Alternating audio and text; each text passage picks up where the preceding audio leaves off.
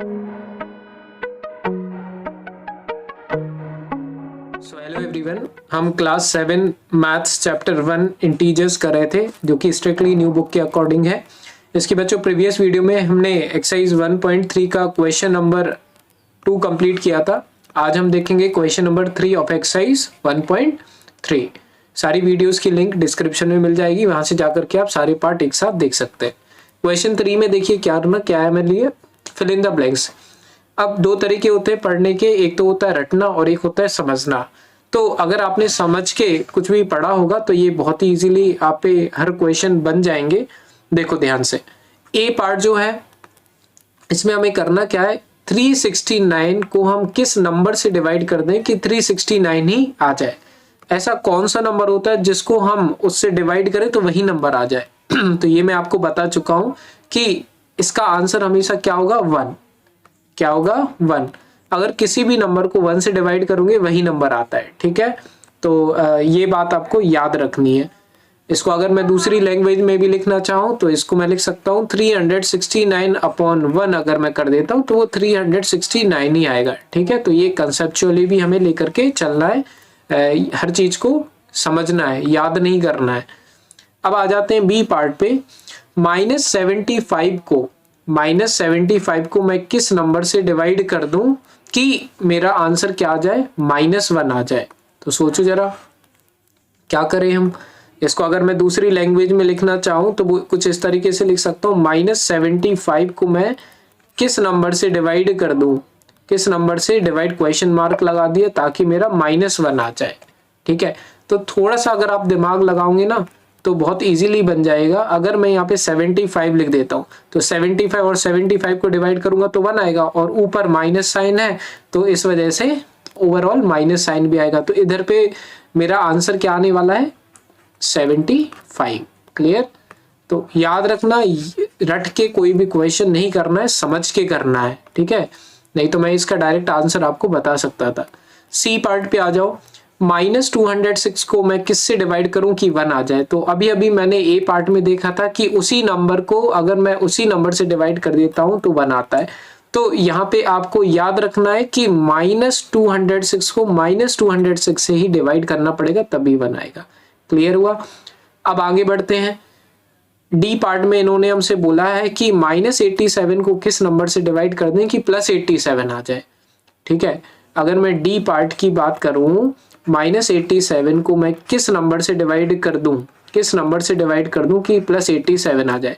तो देखो अगर मुझे वही नंबर चाहिए तो डिवाइड करने के बाद तो मैं क्या करता हूँ, 1 से डिवाइड करता हूँ। इसका मतलब, लेकिन मुझे यहाँ पे क्या चाहिए है, माइनस में आंसर नहीं चाहिए, मुझे चाहिए प्लस में आंसर। तो मैं इसको डिवाइड करूंगा -1 से, ठीक है। तो इसको हम सॉल्व करेंगे तो क्या आ जाएगा मेरा, +87।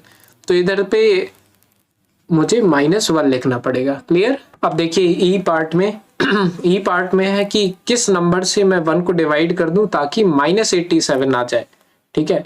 अगर मैं ई पार्ट को लिखूं तो मैं ऊपर क्या लिख दूं और मैं इसको 1 से डिवाइड कर दूं कि -87 आ जाए। तो ये भी बहुत इजी है। -87 को 1 से डिवाइड, मैंने बोला है ना 1 से किसी भी नंबर को डिवाइड कर दो वही नंबर आता है। तो यहाँ पे मुझे -87 लिखना पड़ेगा। ये जो मैं करवा रहा हूँ ये क्वेश्चन जो है वो कंसेप्चुअल है, ठीक है। आपको अपनी थिंकिंग लगानी पड़ेगी तभी आपको बनेगा। ऐसा नहीं कि समझ में नहीं आ रही या बन नहीं रहा, थोड़ा सा दिमाग लगाओ, जब तक समझोगे नहीं तब तक बनेगा ही नहीं कोई क्वेश्चन, ठीक है। प्लस माइनस में ऑब्वियसली हर बच्चे को प्रॉब्लम आती है, आपको भी आएगी, लेकिन एक बार अगर समझ में आ गया, कंसेप्ट क्लियर हो गए तो फिर आपको कोई दिक्कत नहीं जाने वाली है। एफ वाले पार्ट पे आ जाते हैं। किस नंबर से मैं 48 को डिवाइड करूं कि मेरा -1 आ जाए। दैट मीन्स मैं किस नंबर को यहाँ लिखूं और 48 से डिवाइड कर दूं कि मेरा -1 आ जाए। अब मुझे पहली बात तो 1 चाहिए, तो मैं 48 को अगर मैं 48 से डिवाइड कर देता हूँ तो 1 आएगा, लेकिन -1 नहीं आएगा।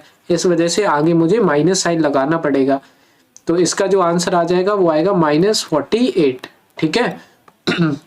इसके बाद आगे बढ़ते हैं। आपके ये क्वेश्चन MCQ 1 वर्ड क्वेश्चन में आ सकते हैं, है ना, और काफी सारे तरीके हैं जिसमें ये क्वेश्चंस आपको देखने को मिलेंगे, लेकिन आएगा जरूर एग्जाम में इसमें से एक क्वेश्चन। जी वाले पार्ट में है 20 को मैं किससे डिवाइड कर दूं कि -2 आ जाए। 20 को मैं किस नंबर से डिवाइड कर दूं कि -2 आ जाए। सोचो, पहली बात तो मुझे -2 चाहिए, तो मैं किससे डिवाइड कर दूं?